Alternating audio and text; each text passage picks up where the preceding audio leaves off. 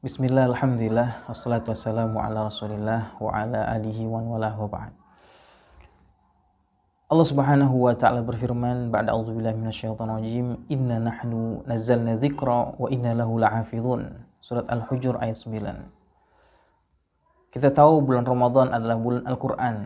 Allah subhanahu wa ta'ala menyebutkannya dalam Al-Quran bahwa ia menurunkan Al-Quran pada bulan Ramadan, tepatnya pada malam Lailatul Qadar.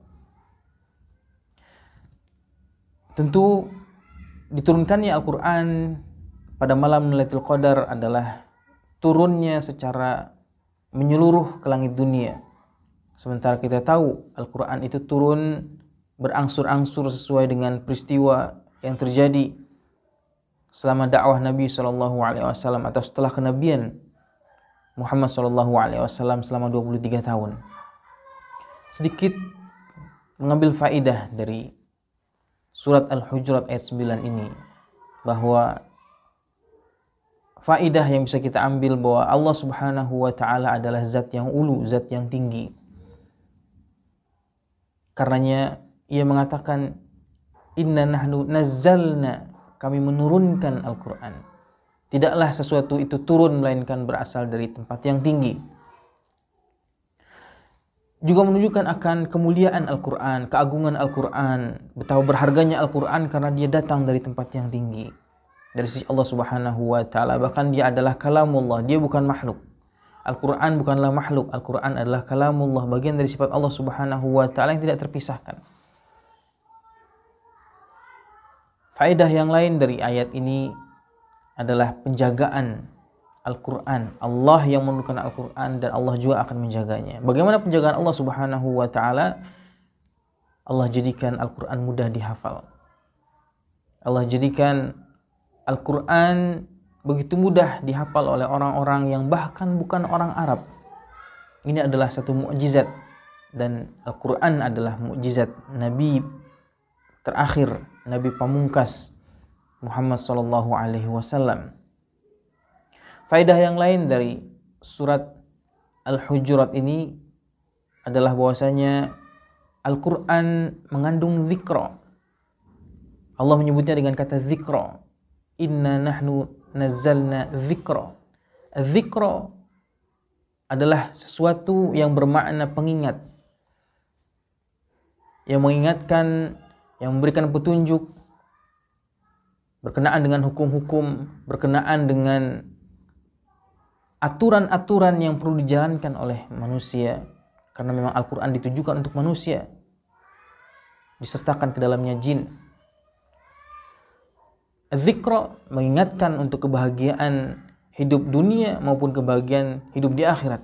Dalam firman yang lain, dalam surat Al-Isra ayat 9, Allah subhanahu wa ta'ala menyebutkan, kita masih dalam pembicaraan Al-Quran, inna hadzal qur'ana yahdi lillati hiya aqwam. Sesungguhnya Al-Quran ini yahdi, memberikan petunjuk kepada jalan yang lurus. Dalam firman yang lain, ma anzalna alaikal qur'ana litashqa. Tidaklah kami menurunkan kepadamu Al-Quran wahai Muhammad litashqa, untuk agar engkau menjadi sengsara. Justru Al-Quran membawa kebahagiaan, Al-Quran membawa mukjizat kedamaian, Al-Quran memberikan tuntunan menjadikan manusia sebagai manusia. Ketika dalam surat Al-Hujurat Allah mengatakan kami menurunkan az-zikr, Allah juga mengingatkan barang siapa yang berpaling dari zikr maka akan mendapatkan penghidupan yang sulit. Wa man a'rada an dzikri fa inna lahu ma'isyatan dhanka. Siapa yang berpaling dari zikir, dari mengingatku. Mengingatku artinya menjalankan syariat-syariatku, menjalankan perintah-perintahku, meninggalkan larangan-laranganku. Fa inna lahu ma'isyatan dhanka, maka dia akan mendapatkan penghidupan yang sulit, penghidupan yang sempit. Al-Quran juga menjadi syifa'ul qulub. Allah subhanahu wa ta'ala menyebutkan dalam Al-Quran surat Yunus, firman-Nya, ya ayyuhan nasu qad ja'akum mau'izatun min rabbikum wasyifa'un lima fis sudur.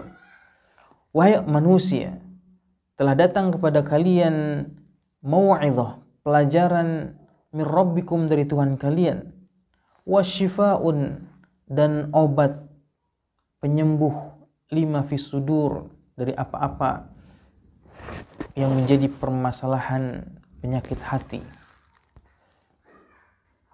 Al-Quran adalah syifa, Al-Quran adalah obat.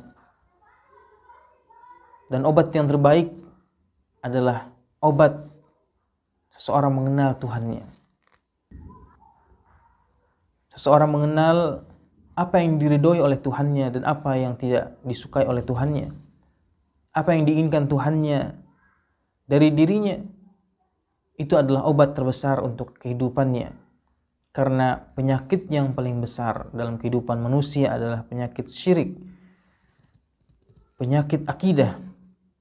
Karenanya Al-Quran berisi sepertiganya akidah, sepertiganya hukum, dan sepertiganya adalah mau'izah, pelajaran-pelajaran baik dari kisah-kisah, dari berita-berita. Berkenaan dengan bahwa Al-Quran adalah syifa, sebagai obat, sudah tidak bisa dipungkiri lagi berapa banyak manusia, berapa banyak orang yang sakit disembuhkan dengan Al-Quran, baik dengan membacakan kepada orang yang sakit, bahkan mendapati makna-makna yang membuat penyakitnya menjadi sembuh, terutama penyakit hatinya. Begitu mulianya Al-Quran sehingga siapa saja yang bersentuhan dengan Al-Quran akan mendapatkan kemuliaan dari Al-Quran.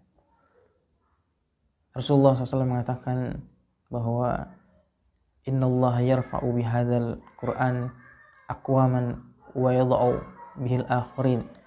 Dengan Al-Quran ini Allah mengangkat derajat satu kaum dan menghinakan yang lainnya.